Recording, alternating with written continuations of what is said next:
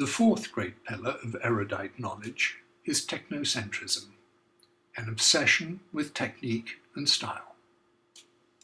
What do art historians talk about when discussing the Renaissance? What do they write in their books?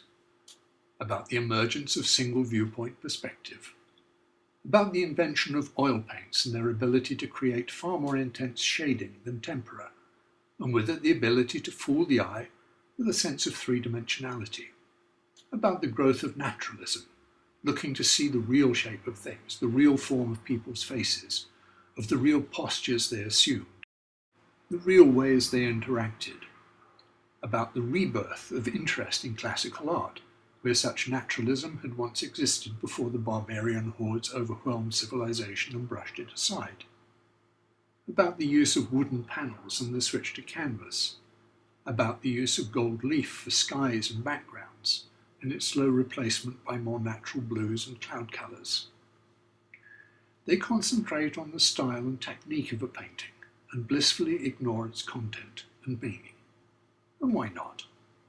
If it's just one more Madonna and Child, just one more depiction of Hercules, Venus or St. Sebastian, one more raising of Lazarus, what is there to say about content? If one is really open-minded, one can talk about the possible meaning of symbols. Why did he depict a columbine instead of a rose? Why is she clutching a parrot or being embraced by a swan? Alas, though, there is little here to talk about, because if one knows nothing of the allegory bursting from the frame of what one is studying, it has no more meaning than an attempt by its patron to look chic and cultured. And so art history is technocentric.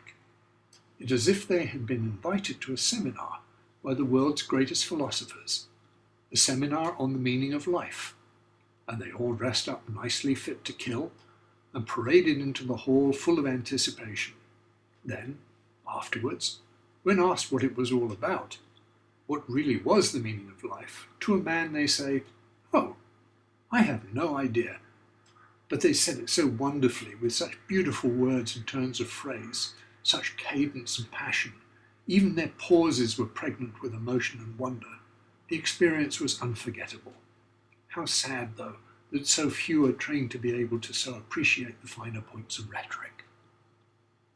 How is it possible to get away with this? Were they brain surgeons, they would be cutting away without the least idea of what the stuff was that they were cutting. No matter. The scalpels they used would be plated in gold leaf, inset with lapis lazuli, and wielded with the grace and poise of the conductor of a symphony orchestra. And so, whatever the result of the procedure, the patient could rest assured that no more beautiful or prestigious operation had ever been performed on anyone. Technocentrism is part and parcel of the patron's take on the art. It is advertising for technical flair, hype for an artist's commercial worth, for the value and technical genius of the materials used. It is Raphael versus Ali all over again. But which would we rather have?